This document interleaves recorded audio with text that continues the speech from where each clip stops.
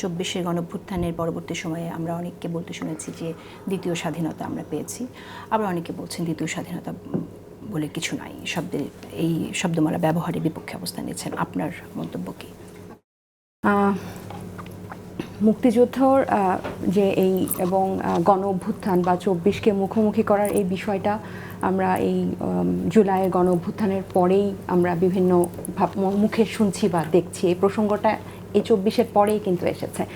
এবং রতন ভাই যেমন বললেন অতীতকে অস্বীকার, আমরা মুক্তিযুদ্ধের আসলে গর্বিত উত্তরাধিকার, অস্বীকার করার প্রশ্নই আসে না।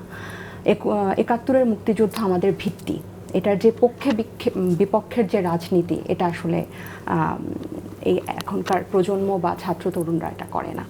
আমরা বলি যে মুক্তিযুদ্ধের আকাঙ্ক্ষা যেটা বাস্তবায়িত হয় নাই সেটা এই ২৪-এর গণ অভ্যুত্থানের মাধ্যমে পুনরুজ্জীবিত হয়েছে। এবং ৭১-এর এই মুক্তিযুদ্ধের পরে যে সংবিধান, এই প্রসঙ্গটা কেন আসছে যে ৭২-এর সংবিধান হয়, সেটা একদলীয় হয়ে গিয়েছিল। মুক্তিযুদ্ধ কিন্তু একদলীয় বাকশালের জন্য হয় নাই, মুক্তিযুদ্ধ কিন্তু মানুষের মৌলিক অধিকার হরণের জন্য হয় নাই, মানুষের মানবিক মর্যাদা এবং এই যে অর্থনৈতিক যে একটা মুক্তি এটার জন্যই কিন্তু হয়েছিল। এবং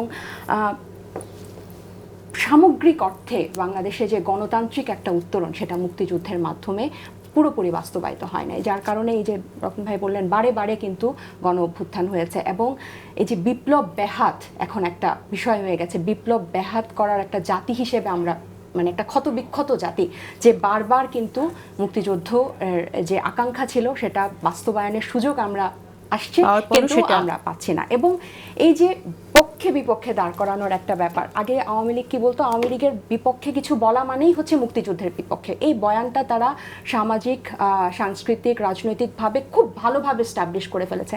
এখন হচ্ছে আমরা যদি ৭২-এর সংবিধানের বিপক্ষে বলি, ব্যাপারটা হচ্ছে যে আমরা মুক্তিযুদ্ধের বিপক্ষে বলছি। এটা খুবই দুঃখজনক এবং এটা আমি বলবো যে এক ধরনের অপমান। কারণ আপনি দেখেন, বাংলাদেশ আমার, মুক্তিযুদ্ধ আমার, আপনার যে রাজনীতি করে না, একজন ৩৬ বছরের তরুণ তরুণীকে যদি বলেন সে রাজনীতি করে না, সে মুক্তিযুদ্ধের উত্তরাধিকার গর্ব নিয়ে, তাহলে আমরা কেন এটা পারবো না? কেন আমাদেরকে বিপক্ষে দাঁড় করানো হচ্ছে?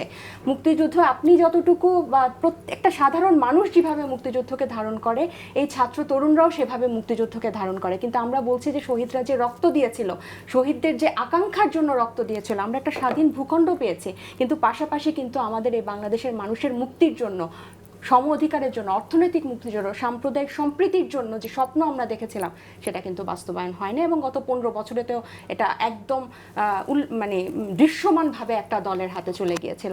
তো আমরা কিন্তু এই যে বৈষম্য আপনি আর সাম্য যদি আপনি তুলনা করেন, একই জিনিস, কিন্তু সেটা বারবার হয়নি দেখেই কিন্তু বারবার এই গণ অভ্যুত্থান হয়েছে।